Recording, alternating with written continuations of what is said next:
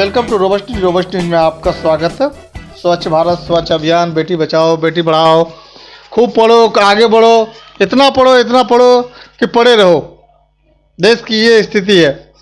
लोग शिक्षा ग्रहण कर रहे हैं और सोच रहे हैं हमारे युवा कि आखिर सरकारी नौकरियां किधर हैं और शिक्षा ग्रहण के क्या माने हैं, शिक्षित होने के बाद क्या होता है, शिक्षा का क्या महत्व है।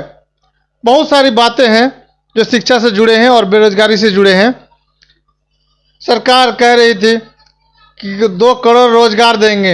यहाँ 2 करोड़ पर महीना बेरोजगार आ रहे हैं, देश में पैदा ले रहे हैं और बाहर देश से भी वापस आ रहे हैं। जो रोजगार में थे अब वो भी वापस आ रहे हैं। आखिर ऐसी मानसिकता क्यों आ रही है? खैर छोड़िए इन बातों को, ये सब बात पुराना हो चुका है। आप भी सोचते होंगे क्या कौन सा चैनल में घुस गए हैं भाई, घिसा पिटा न्यूज़ बता रहा है। चलिए आज हम आपको चैनल की टीम हमारा तमिलनाडु की ओर चल रही है। चलिए हम तमिलनाडु से आप एक अच्छा सा खबर आया है, एकदम छन कर, चलनी से चाल कर और सूप से फटकार कर खबर की ओर हम आपको ले चलते हैं। चंदन तस्कर वीरप्पन की बेटी को भाजपा ने बनाया युवा मोर्चा का उपाध्यक्ष। कुख्यात चंदन तस्कर वीरप्पन की 29 वर्षीय बेटी विद्या वीरप्पन इस साल फरवरी में भाजपा में शामिल हुई थी।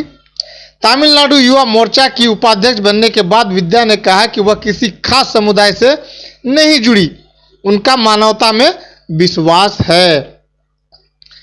हम आपको खबर चेन्नई से बता रहे हैं। भाजपा में कुख्यात चंदन तस्कर वीरप्पन की बेटी विद्या वीरप्पन को तमिलनाडु युवा मोर्चा का नया उपाध्यक्ष बनाया है। इंडियन एक्सप्रेस के अनुसार वीरप्पन का 2 राज्यों कर्नाटक और तमिलनाडु और पश्चिमी घाट के पूरे वन क्षेत्र में आतंक था। उसे पुलिस और वन अधिकारी से 150 से अधिक लोगों का हत्यारा माना जाता है। इसके साथ ही उस पर 100 से अधिक हाथियों के शिकार का भी आरोप है। हालांकि उसकी पहचान चंदन तस्कर के रूप में थी। उसे साल 2004 में पुलिस ने एक मुठभेड़ में मार गिराया था। अब वीरप्पन की 29 वर्षीय बेटी विद्या वीरप्पन भाजपा के तमिलनाडु युवा मोर्चा की उपाध्यक्ष बनाई गई है। कानून से ग्रेजुएशन करने वाली विद्या कृष्णगिरी में बच्चों के लिए एक स्कूल भी चलाती हैं। उनका कहना है कि उनका उपनाम एक नए भविष्य का संकेत है। उन्होंने कहा, मैं किसी खास समुदाय से नहीं जुड़ी हुई हूं, मेरा मानवता में विश्वास है। अपने पिता वीरप्पन के बारे में बात करते हुए विद्या ने कहा, मैंने स्कूल की छुट्टियों के दौरान उन्हें केवल एक बार देखा था, जब मैं कर्नाटक में हनूर के पास गोपीनाथम में अपने दादा के घर पर थी। वहां पास में एक जंगल था। तब मैं मुश्किल से 6 या 7 साल की थी। जहां हम खेलते थे, वहां से आए और कुछ देर मुझसे बात की, फिर चले गए। मुझे याद है कि उन्होंने कहा था कि अच्छा काम करो, डॉक्टर बनने के लिए अच्छे से पढ़ो और लोगों की सेवा करो। उन्होंने कहा, लेकिन जब समय के साथ मैं दुनिया को समझने लगी तब वो अपनी ज़िंदगी जी चुके थे। मेरा मानना है कि उनके आसपास की परिस्थितियां थी जिन्होंने उन्हें एक गलत रास्ता चुनने के लिए मजबूर किया, लेकिन उनकी कुछ कहानियां मुझे समाज सेवा करने के लिए प्रेरणा देती हैं।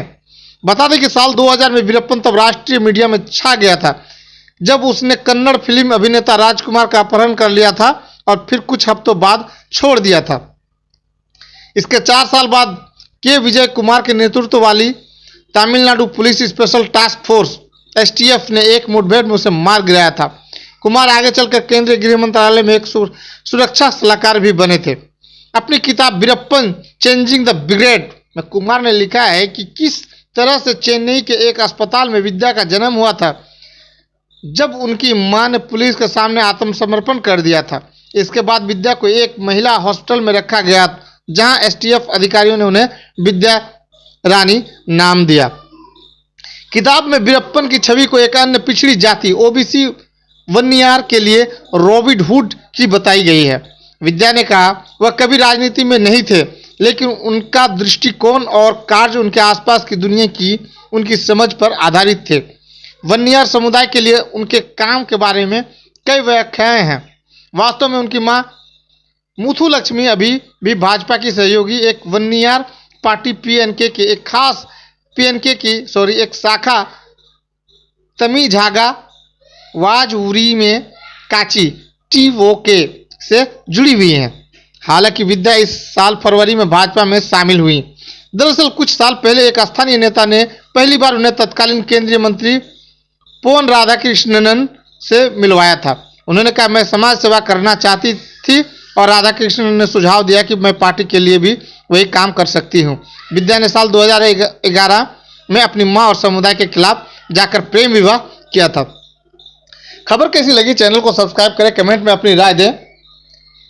कितना भी बुरा से बुरा पाप कर ले इस धरती में, खास करके हिंदुस्तान में, कोई कितना बड़ा पाप कर ले, हजारों हाथियों को मार दे, 100 हाथियों को मार दे, लोगों का खून कर दे, मर्डर कर दे, कत्ल कर दे, चाहे कुछ से भी कर दे, लेकिन भाजपा ज्वाइन करने से एक तरह से गंगा स्नान हो गया, उसकी सारी पाप धुल गई।